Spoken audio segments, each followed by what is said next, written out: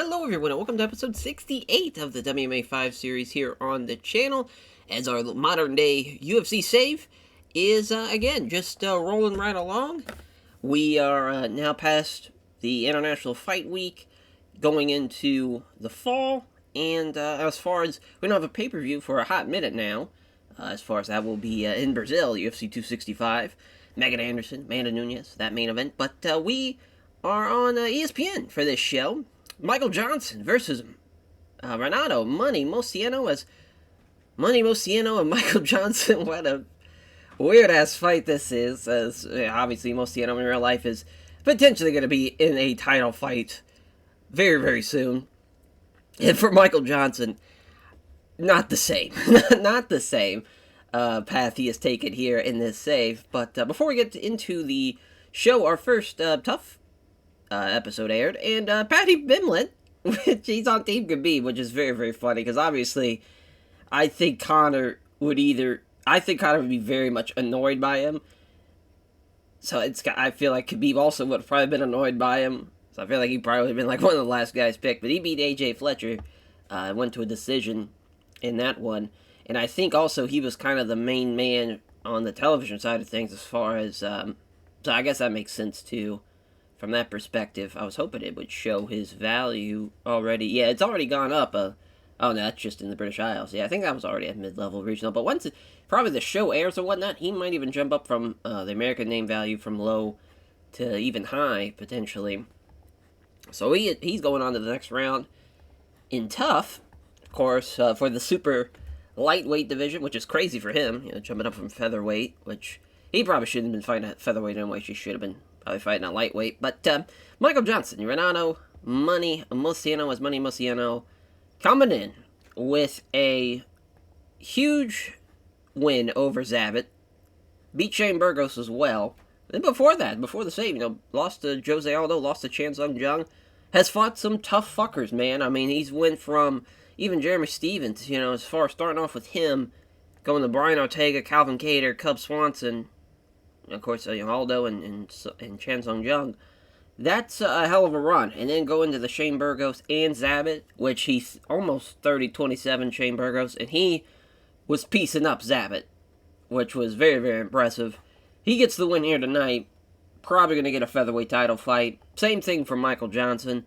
He gets this win here. They're third and fourth on the featherweight division rankings. He just beat Yair Rodriguez. He's beaten Aldo and Frankie Edgar. He's been going on an old man hunt for a hot minute now.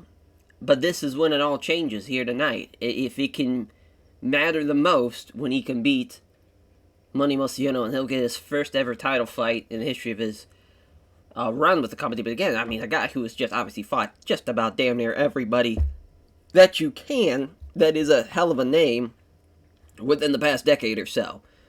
Start off with Lozon and Gleison T-Bell and Evan Gallard, to Barboza, Beneil Dariush, Nate Diaz, Dustin Poirier, Khabib, and Justin Gaethje. That is a crazy 4-fight run, just that alone. Then the Darren Elkins and Andre Fili, Lobov, he beat him as well by decision, then he just fought Josh Emmett and Stephen Ray before the save. Insane. And now to add Frankie Edgar and Aldo and Yair Rodriguez to that list. And he also fought Tony Ferguson as well, and they beat Tony Ferguson. Just insane. Absolutely insane. Yeah, of course, the GSP Hughes season. Yeah, that was that finale. Oh, no, that was Koscheck's year. That's right. I was thinking it was the Hughes year, but no, that was a couple of years before that. GSP.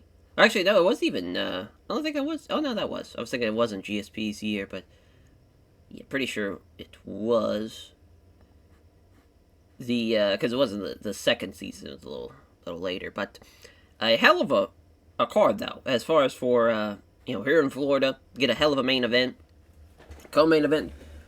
Ronda Marcos and Nina Ansarov. As far as Nina is coming in.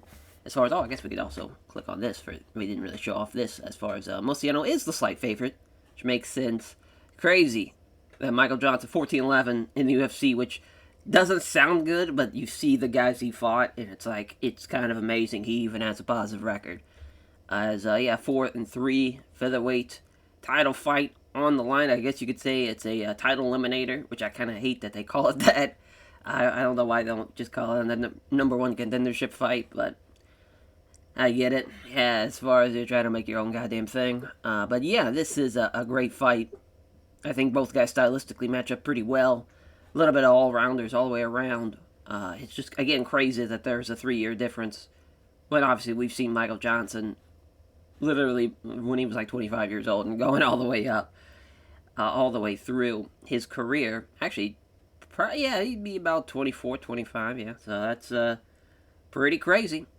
Pretty crazy. As then for Miranda Marcos and Nina, as far as the Fort Lauderdale, Florida native, looking to get a big win in her home state. As far as I'm not sure we'd run Fort Lauderdale, we'll probably run like Miami or as far as Miami, Tampa, maybe even Jacksonville, probably, or even obviously Orlando, probably Miami or Orlando. I don't know. I don't think we could probably sell out an NBA arena for this show, but maybe that'd be the plan. But yeah, Miranda Marcos 8-5-1 in the UFC, 12-7-1 overall for Nina, 11-8. So very similar records are there overall. Nina's 5-5 in the UFC, 18 and 24th for the pound for pound rankings on the female side of things, and they fought in the prelim of the UFC Fox 30 show, which was Eddie Alvarez and Dustin Poirier 2, which was a hell of a fight there, as Anasarov won by decision in that one. So Miranda Marcos looking to get a rematch win. I think for Marcos, she is 8th, on the strawweights, looking to jump into the top 5. She's on a nice little run. Her longest winning streak, obviously, of her career is she was basically 50-50 her whole career up until this point. When she beat, Ashley Yoder now, she's beaten Polyana Viena and Alexa Grasso, which she 30-27 Grasso, which was pretty impressive. The Polyana Viena decision was kind of crazy because there was 29s and 28s on the scorecard, and then a 30-27, which that's a wild-ass scorecard. Somebody definitely was watching the wrong fight. As for Nina, though, Nina the Strina, as she's on a 2-fight losing streak right now, not looking good. She has fought Esparza and Joanna Jędrzejczyk, which is a very tough 1-2 combination there. But of course, she was on a nice little winning streak in the kind of later 2010s, beating Angela Hill, Miranda Marcos, and then Claudia Gadelha as well. Had a good fight with Tatiana Suarez. This is her first time on ESPN, which is kind of crazy. Because her last 5 fights have been on pay-per-view. Which I'm kind of glad we kind of put a stop to that, to be honest. Because these fights were great, for sure. But once we now have gotten into more so in real life. But also as far as she was just going to lay and prey on her. I'm pretty sure that's all she did there. So that was not really her fault. But Joanna Jędrzejczyk fucked her up. That was a very impressive performance from her in a 30-26 performance. Which is crazy. She did not get the finish in that fight. Because I want to say she dropped her a couple of times in that one. Yeah, pretty tough. As far as for Nina the Strina, looking to get a nice comeback win. They get back into the good graces of kind of the rankings, and also to stay above 500 too in the UFC.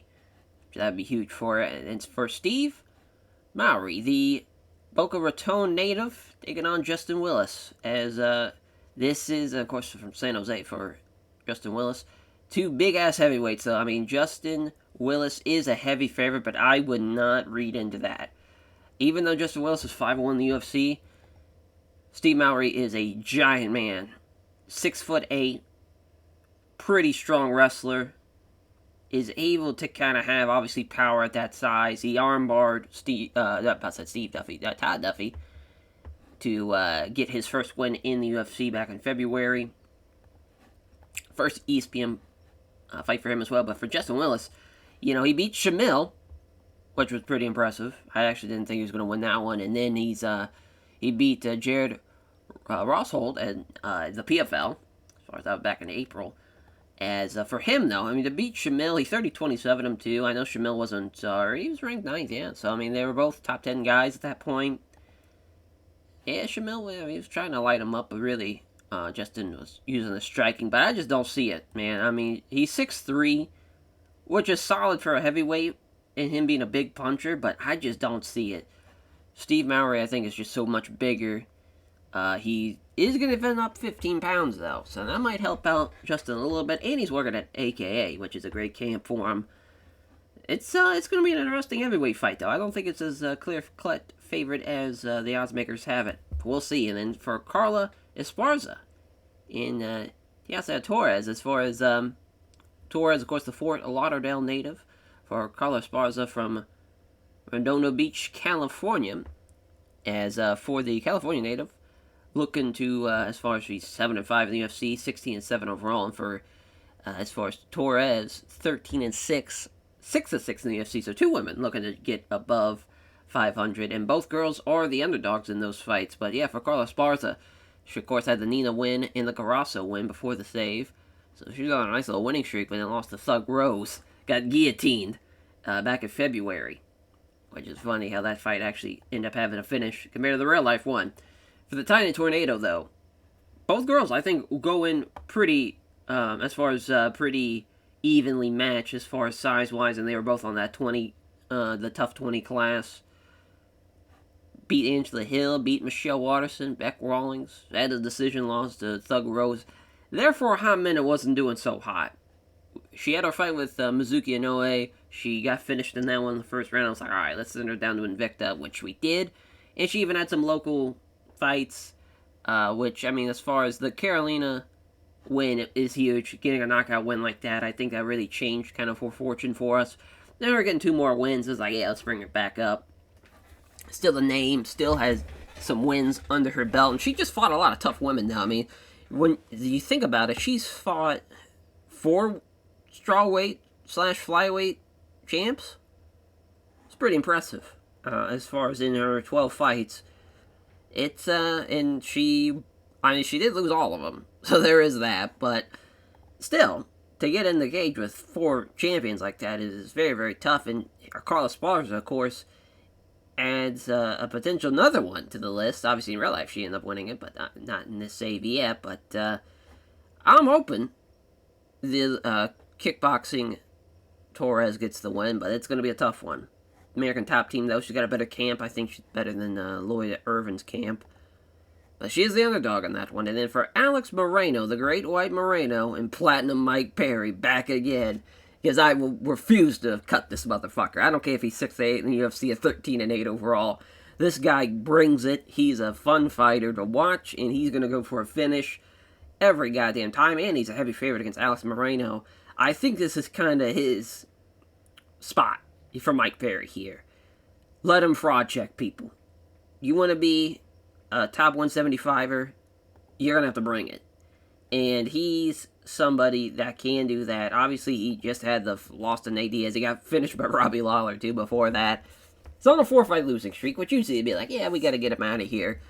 But again, he has great fights. He puts in a hell of an effort. Sure, he's been knocked out in the first round 3 straight times now. It's not great. Not great for the old head. But he's beaten Paul Felder. He's beaten Alex Reyes. Jake Ellenberg way back when.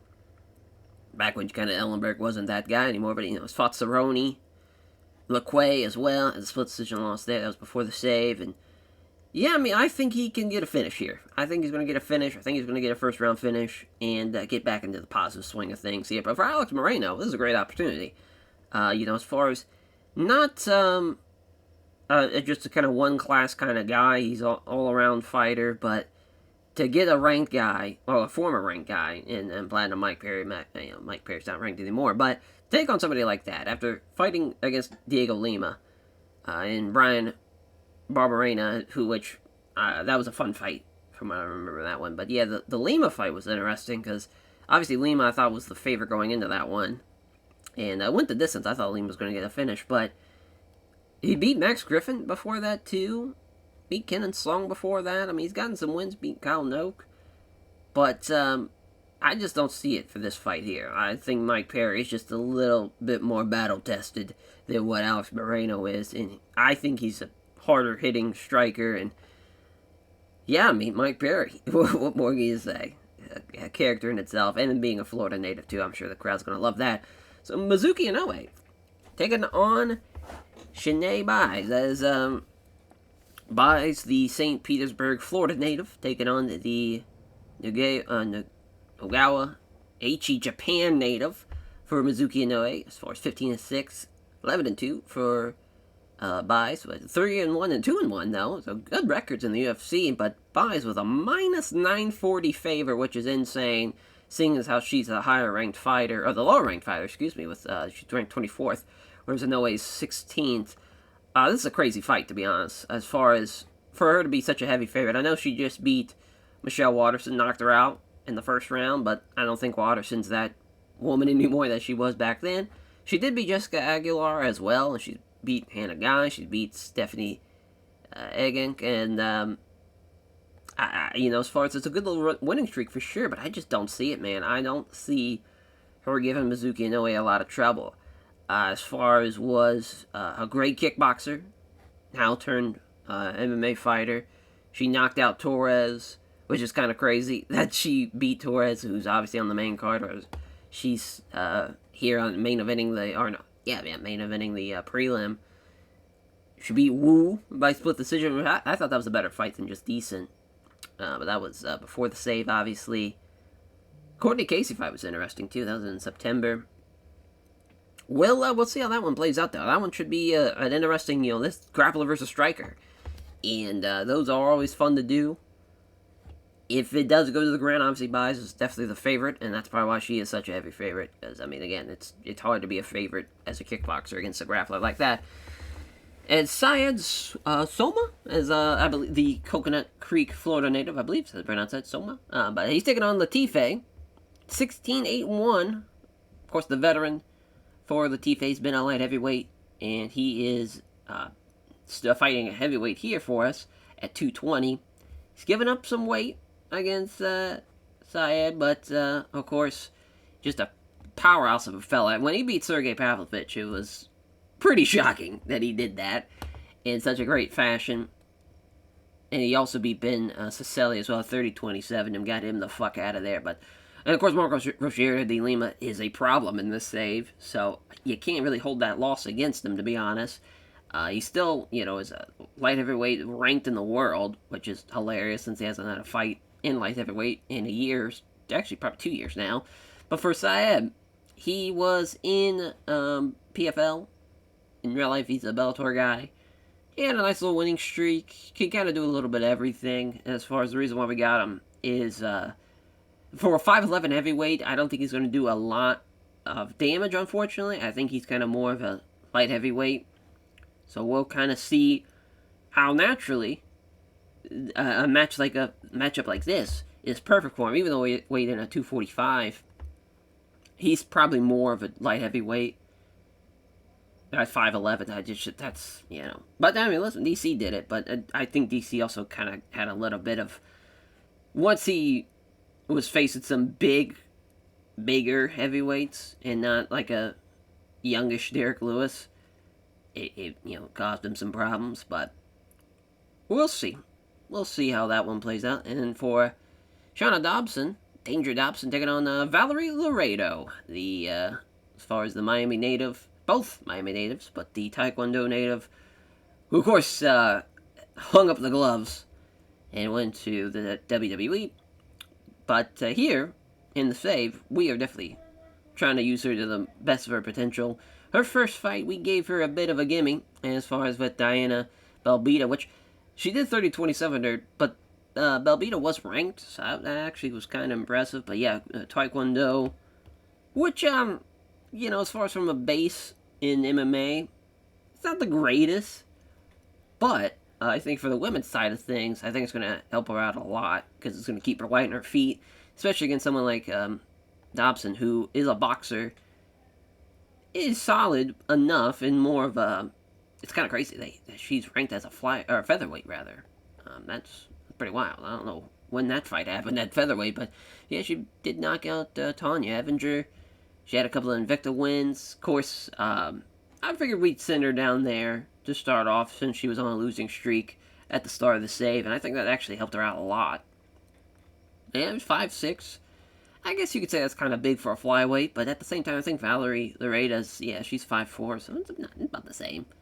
It's going to be a good fight, though, and then Shavkat Rakhmonov and Michael Graves. I fucking hope Shavkat wins this one. Holy shit, as obviously Shavkat in real life is an absolute assassin in there. But Michael Graves, tough guy, though, to have a fight like this. I know, obviously Michael Graves hasn't had a fight in the UFC in a hot minute. They're from 2016, but we brought him back, and he had to get 30-27 by Jack Della Mandela. Oh my god, Madalena. I don't know why I kept on wanting to call him Jack Della Mandela, but JDM 30-27, and which that's a tough fight, though, obviously. But that guy's beaten Vince LeQuay, Randy Brown in the past. He's beat some. I mean, he's still 30 years old, too. I'm sure he took some time off. Now he's back for Shavkat, though. We have not given him anyone close to that type of level. He 30-27, Luke Jamea. He's pretty much 30-27. Urasek as well.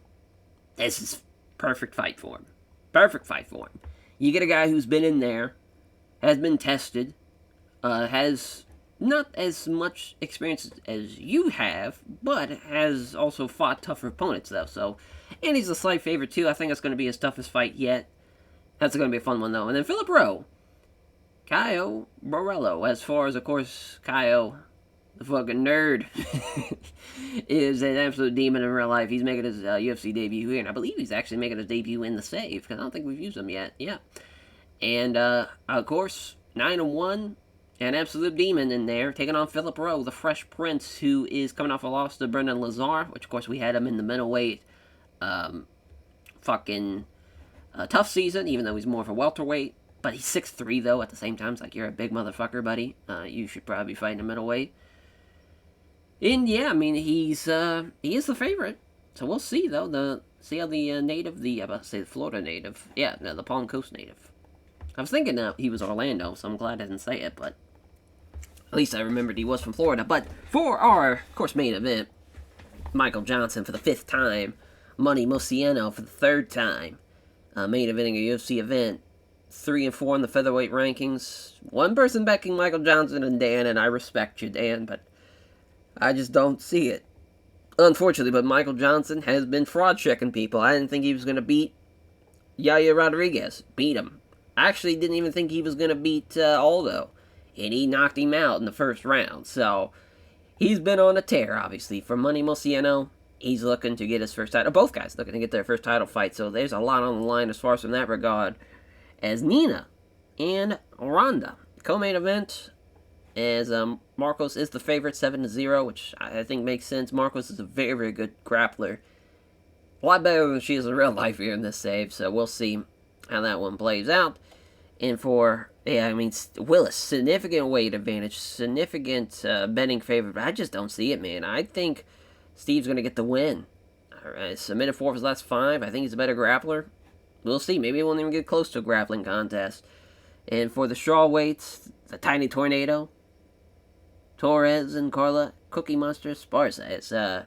It's, Torres, ATT member, and Esparza is 1-1 against other members of that team. Esparza has a 6-inch reach advantage, which is very, very tough for Torres, because they're literally both the same height. I mean, that's kind of crazy, though, when you think about it like that. Goddamn freak of nature Carla Esparza is. Who would have guessed it? And for Platinum Mike Perry and Alex the Great White Moreno, I know he's a big favorite on the betting line, but that's going to be a fun fight, though. They're going to bring it. Both guys are. I'm hoping for Mike Perry to get a win. Hate to be that guy as far as trying to be unbiased, but it's hard not to. When a guy like that is needing to win in the worst of ways. For Shanae buys the Warrior Princess taking on Mizuki in Noe, which buys 5-inch reach advantage, grappling advantage, betting odds favorite margin by a large favorite. She's tasked to be the one to get the win here tonight, but I can't count out Mizuki in Noe, though. And for Syed Soma, finished 3 of his last 5 opponents, which Soma trains at 4-ounce Fight Club, which Latif is 1-0 against other members of that team, and Soma's making his, of course, UFC debut, and he's got a significant weight advantage, but I would still back Latif in that one for Shanna Dobson, Danger Dobson, and Valerie Laredo.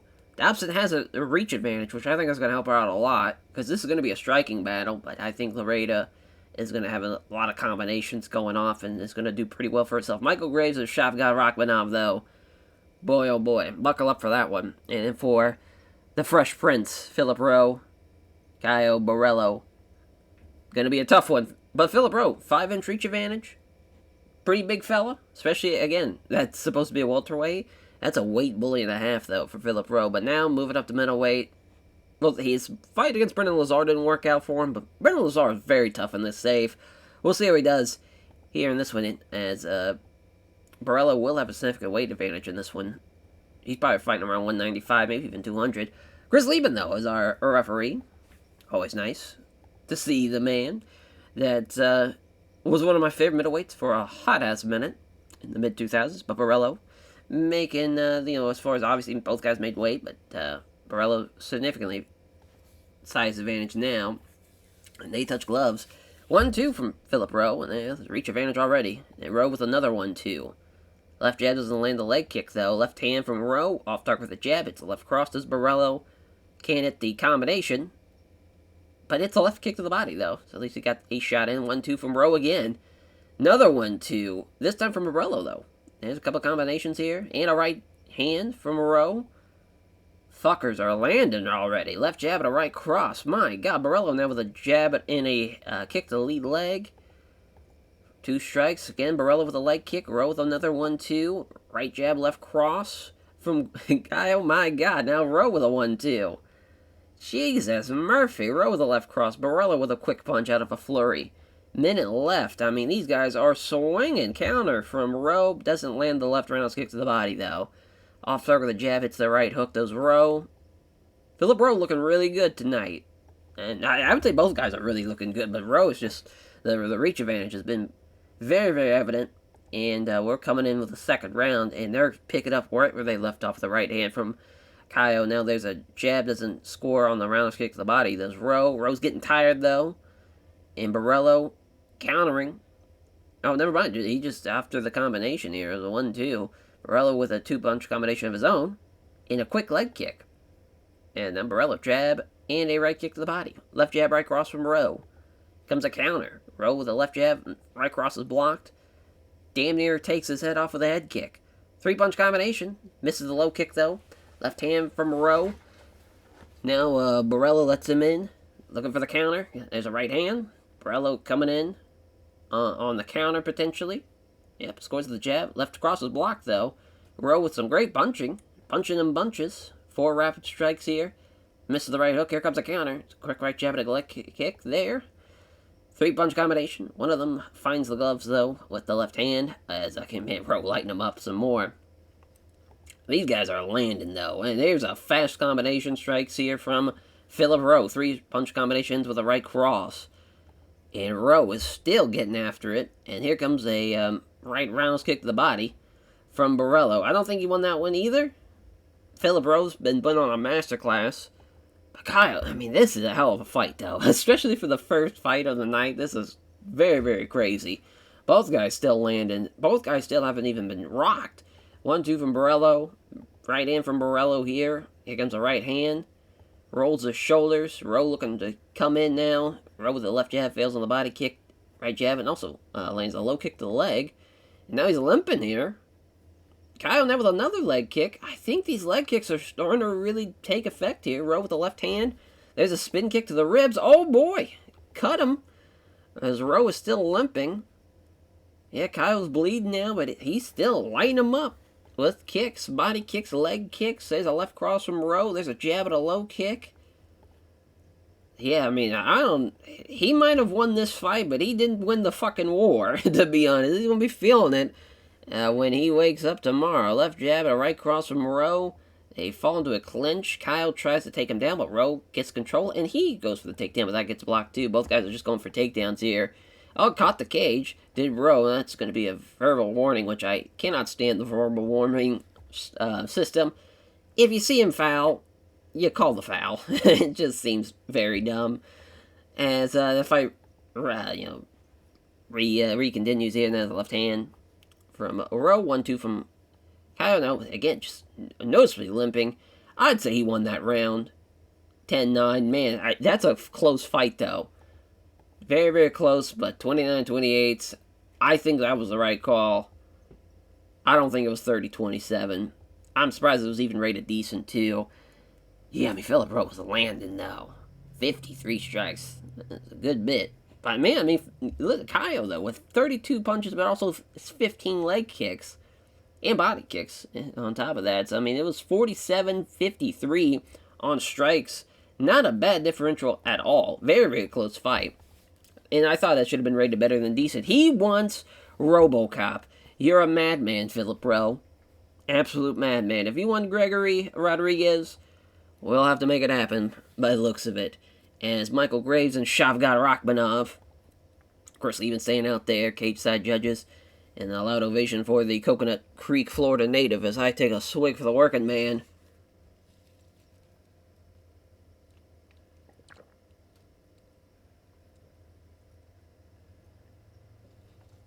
I was dying of thirst there, Jesus. And so Shavkat took him down. He's on top here.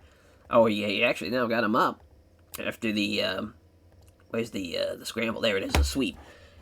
Both guys now back up. Counter jab misses from Rakhmonov.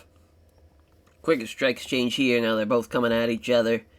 1-2, but Rakhmonov is equal to it. Misses the left jab. Right cross, though. Off target with the two jabs, connects with the right hand. Now Rakhmonov with another takedown. And another scramble. He comes out on top. I mean, Graves doing a good job with these scrambles to get out of danger, but he's still getting takedowns, and there's a scramble from Rakhmonov, but yeah, it's going to give Graves the opportunity to get side control. I would say Shavkat won it. Yeah, I think he landed more strikes.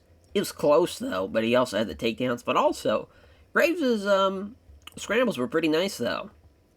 That was a close round. But yeah, I'd say Rakhmonov is ahead on the scorecard. The left hand, but the right hand falls up, misses. Rather, now the big right hand, here comes Graves, and a nice right hook that's avoided last possible second, though. And neither fighters can really land anything now. After the good first round, bit of a fall off here in the second, but Rakhmonov again gets his takedown. See what he does, just trying to pull him in tight here. That's interesting. Just stopping him from posturing up. He doesn't want to get fucked up here. And there's an elbow from the bottom. I mean, Graves doing a pretty good job. And now he's trying to back up against the cage, but Rakhmonov doing a good job here. Oh, they got a waist lock now, but yeah, that's definitely Rakhmonov's round. Not a great round, but Michael Graves is in trouble. He needs a round, and he probably needs, actually, he doesn't need a round. He needs a finish. There's two counter jabs. Oh, here comes a cleverly executed feint here from Graves, which he lands 4 punches there. Oh, no, actually, a flurry of 4 punches still in the land, but the big right hand misses, though. Now Graves is getting tired, too. You don't want to get tired when you need a knockout like we're seeing, but Rakhmonov, good shit there. Wicked 4-punch combinations with a hook to the body. Graves is trying to get some burst of strength and a burst of speed and striking to land for him, but it's not going too well after that 4-punch combination. Rakhmonov gets the takedown. Yeah, Shavkat Rakhmonov making it 15-0 tonight, and man, his wrestling looks tremendous. Oh wow, as now Graves now has got him up against the cage. So let's see what Graves can do in control. Hard stomp from Rakhmonov, though. Or onto Rakhmonov, and now knee strike inside his own knee. Yeah, Rakhmonov's starting to slow down now. Now they're back standing. 1-2. Graves is equal to it. Unleash some strikes, not happening. Graves might have stole it at the end, but yeah, I'd say 29-28 Rakhmonov. Oh my, a 30-27 Rakhmonov, a 29-28 Graves, 29-28 Rakhmonov. What a disgusting scorecard. Definitely 29-28 Shavkat Rakhmonov was the call, but man, I mean, his striking wasn't really there for Shavkat, but the takedowns, though, my God, I mean, he could not be stopped.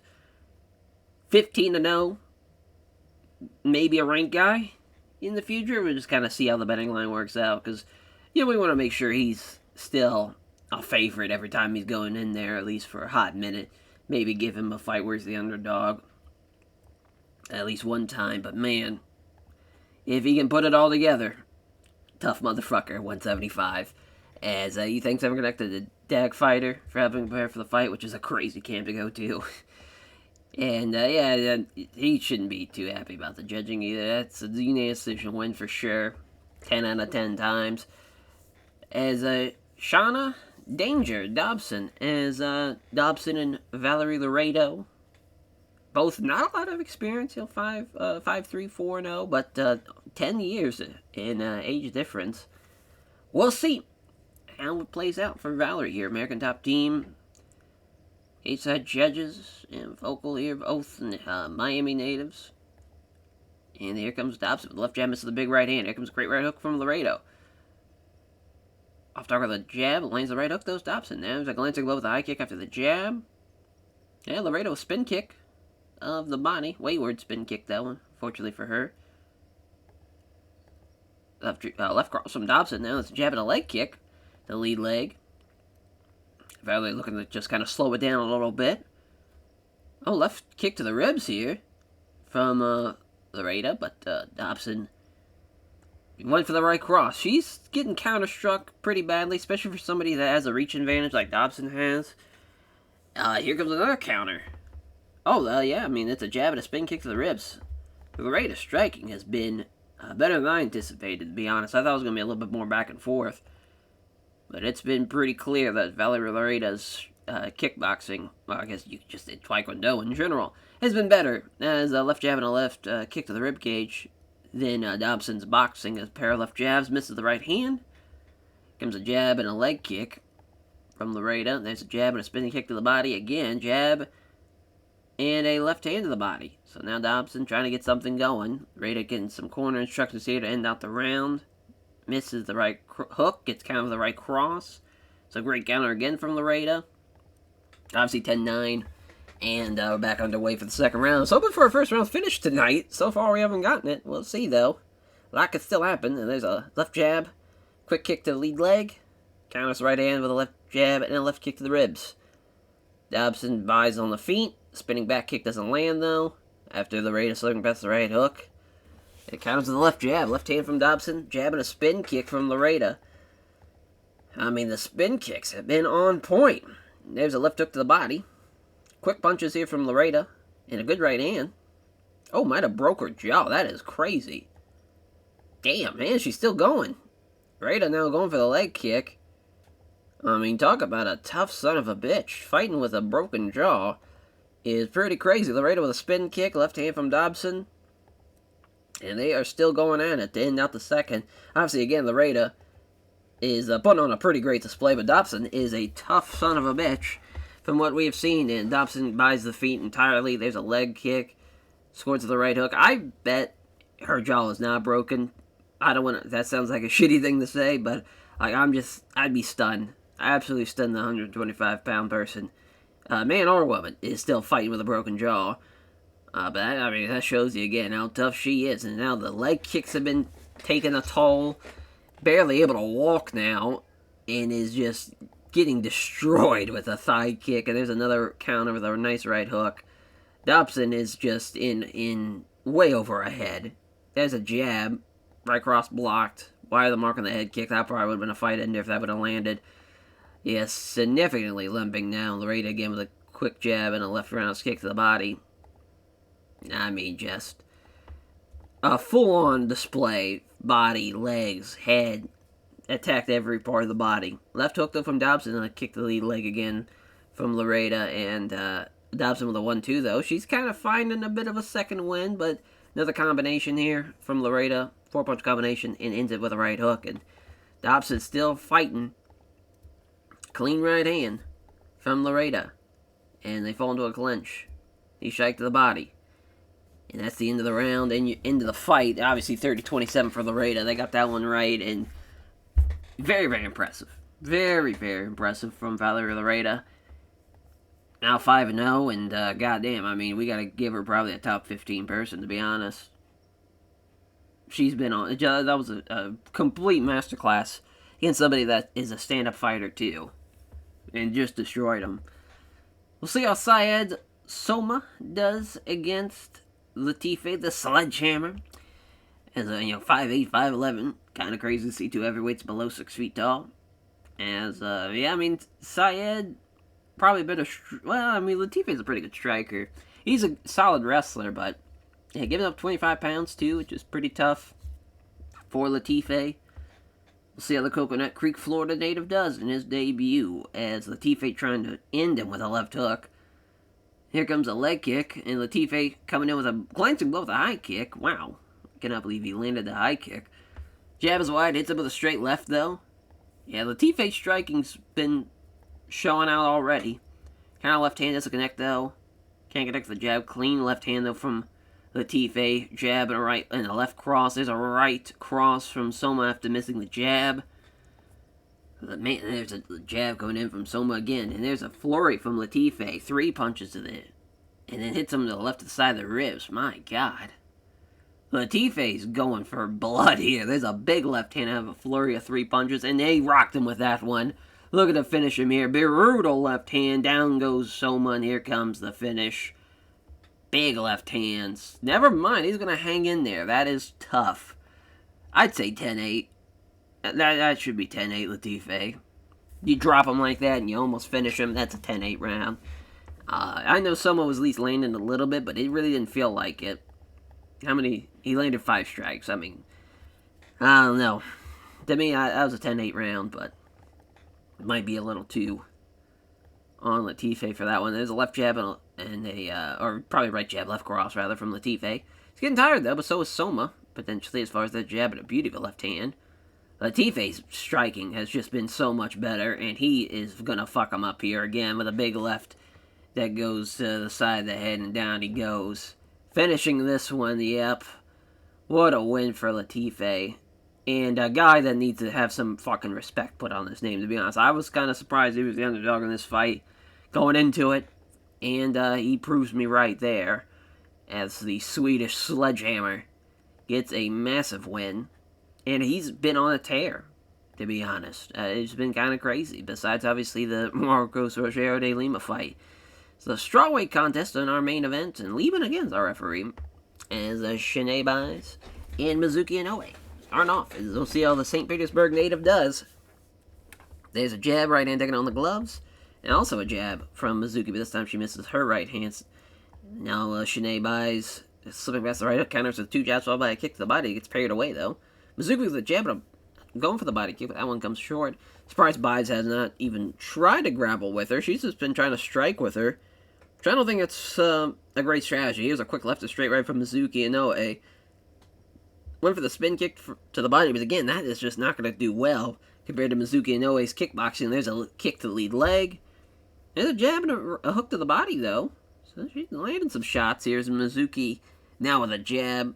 2 quick punches, actually. Then a thumping kick to the thigh. 1-2 from Mizuki Inoue. 4-punch combination. Oh! She got poked in the eye. Oh, God. Give her a point deduction, maybe. No. As lands a left jab. Right hand absorbed on the gloves.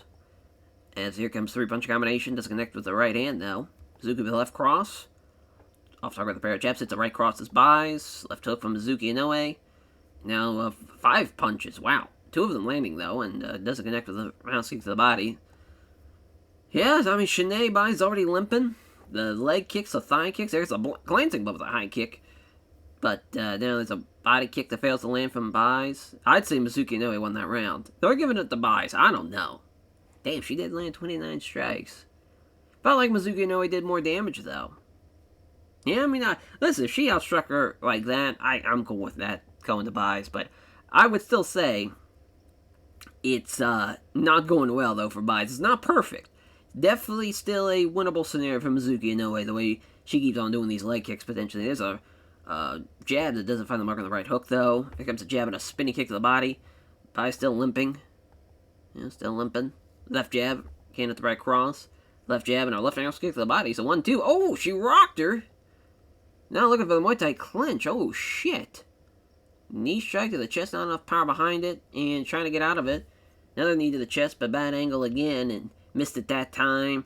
Still generating some knees, but not enough power behind them, unfortunately, for buys, and finally she's going to break it out of the Muay Thai clinch. But she's won this round, and now for Mizuki Inoue, when you go into that 3rd round, potentially, she gets caught here, there's a glancing above the high kick, she's going to need, oh my God, another right hook that rocks her. Still hanging up, though, is Mizuki Inoue, but yeah, she's definitely down 10-9 in that one. Maybe someone will give her that first round, but I doubt it. It's got to be a finish now for Mizuki Inoue. I've been very, very impressed by Sinead Buys, though. To get a win like this, striking against a kickboxer, and a good kickboxer in Mizuki Inoue, that is very impressive. Went for the head kick, too. My God. 4-punch combination, and a left roundhouse kick to the body. Great right hook from Mizuki Inoue. Mizuki's getting tired. Don't want to see that going into the third round. And now I think both girls are kind of running a little bit on E. Potentially a couple of jabs, right hook there. Sinead buys a flurry of 4 punches, lands a leg kick to the ribcage, and still the limping, noticeable. And here comes a counter from Buys. And she just keeps on countering, striking now. Jesus, I mean, Buys with another combination off the counter. Superb head kick from Mizuki Inoue, though, and knocks her down. Almost went for it all. Doesn't get it, though, and she steals a round, but it won't be enough, because it will be a 29-28 win for Buys. If she would have ended that fight with a head kick with 5 seconds left, down 2 rounds to none, that would have been one of the craziest comebacks of all time that we've seen in the save. But unfortunately for her, she just dropped her, but that's a crazy win when you really don't feel like you won, because you got saved by the bell to end it out.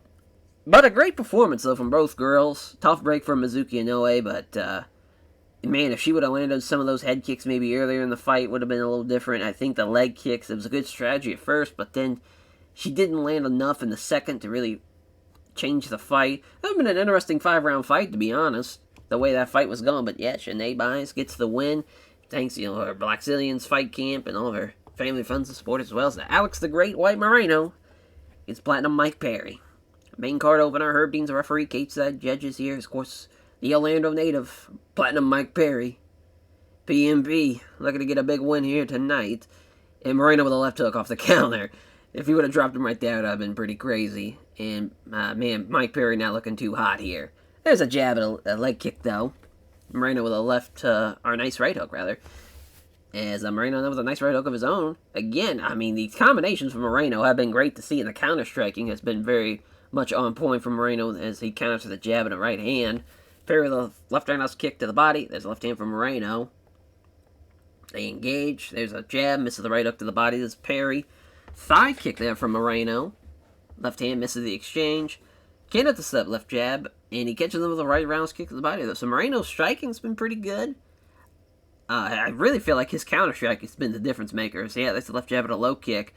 Perry's already starting to limp. And now they meet in the center again, and Moreno with a nice right hook. Moreno stepping in, left hand. Powerful leg kick here from Moreno to set up a left jab. And yeah, the limping definitely being noticeable now. And another strike combination. Perry's getting fucked up here. This is pretty crazy. He's getting outstruck for sure. He's hanging in there, but it's definitely Moreno's round, and it's Moreno's fight. As here we go.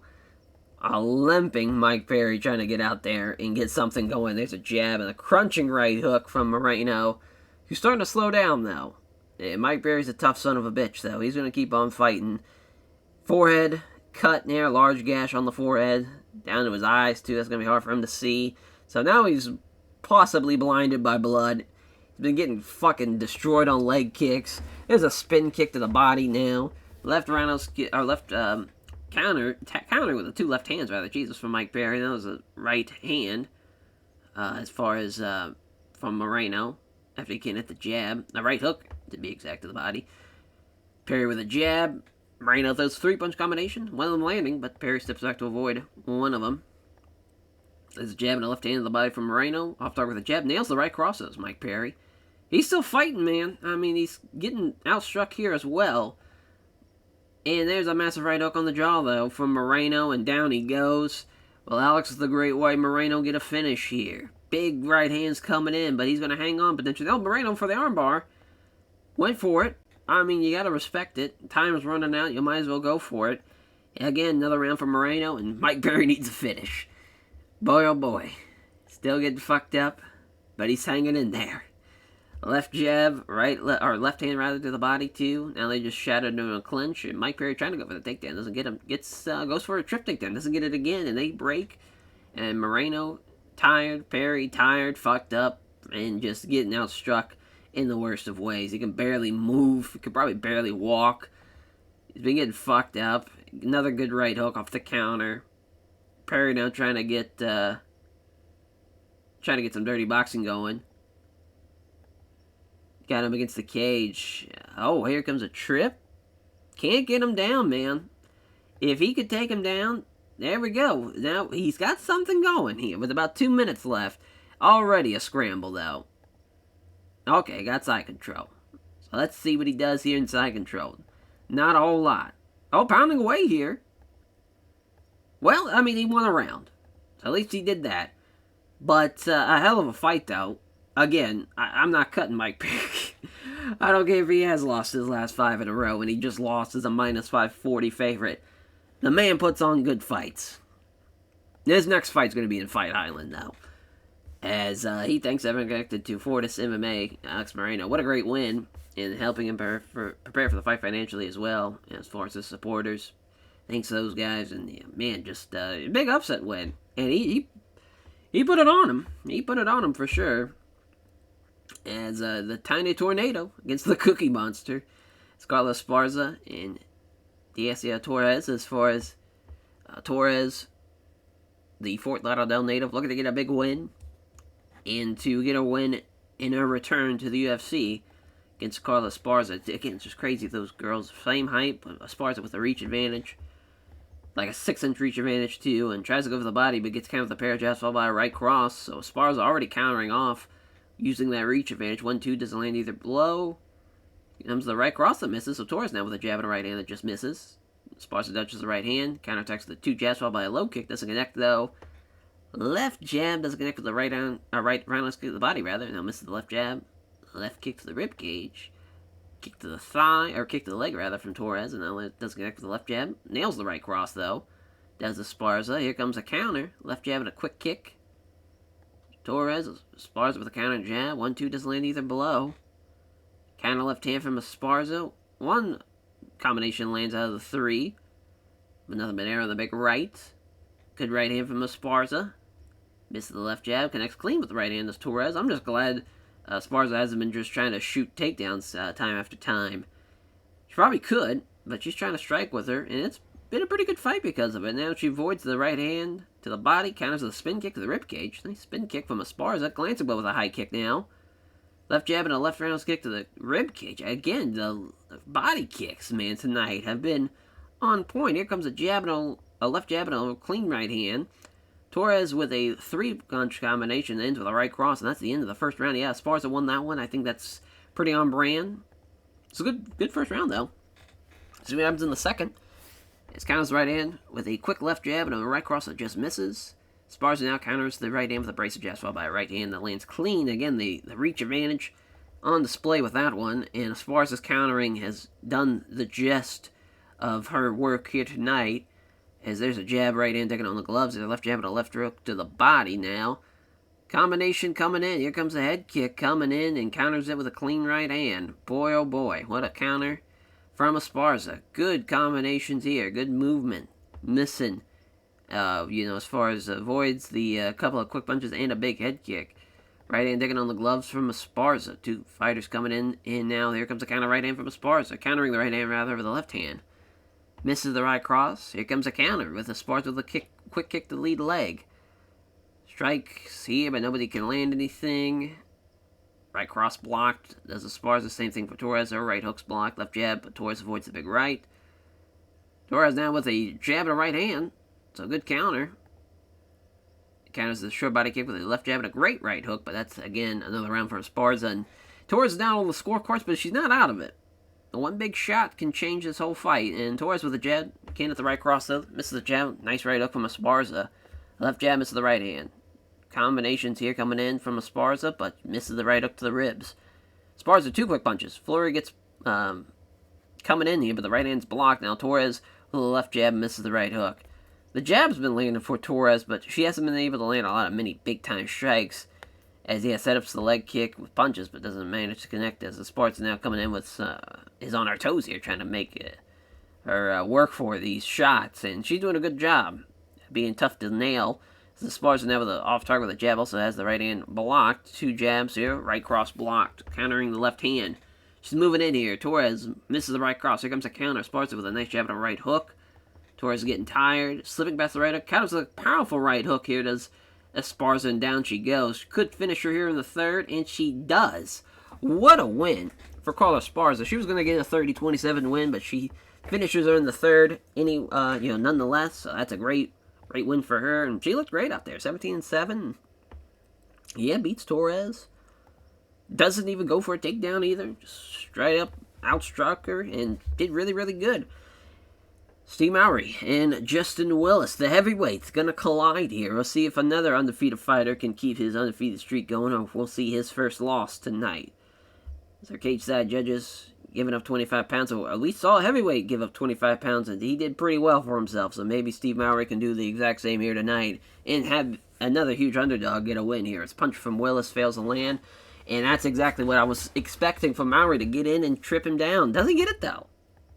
And Willis stops that. Both guys are going for takedowns. Both guys are stuffing the takedowns. There we go. Someone finally got a takedown. It was an ugly one, but he got him down. Got him with a kind of loose face lock. Now he gets up sharply as he sees him. Steve was trying to go for a kick to the ribs. Defensive jab from Mowry hits. Flurry of 3 punches coming in. Now it's a straight left hand that lands hard as jab is wide from Willis. Body kick though lands, and again he's looking for his chance to grapple up, and Willis' jab is wide. He lands a left cross. Oh, leg kick gets caught from from Mowry rather. Now he's trying to go for the takedown. Still can't get him down, but he's got him against the cage. Can't stop that one though. And now is exactly what Steve Mowry needs, with a great chance to get side control too as well. Yeah, I mean, he's a big motherfucker, man. But Justin Willis did a pretty good job there. He was landing some strikes. Not a lot, though. I would honestly say Steve Mowry won that round. I would probably make it 10-9 Steve Mowry, but I get it. As far as a right jab, doesn't land the leg kick, though. It's Willis, and now jab. Big right hand is avoided by Mowry. And there's a jab at a straight left, Willis is getting tired. Might be the chance he needs to come in with a takedown, and now he's getting fucked up here. Boy, left, the leg kicks, the body kicks from Willis is landing, but now Mowry gets his chance to get a takedown. Doesn't get it, though. Now Willis is in control, and he's looking for the trip takedown. That gets defended. Going for the sweep, that also gets defended. Now Mowry trying to go for a takedown. Willis trying to go for a takedown.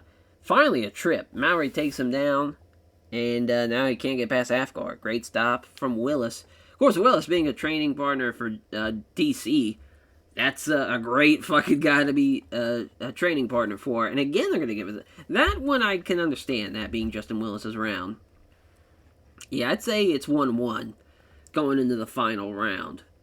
But they're thinking Steve Mowry is down 2-0.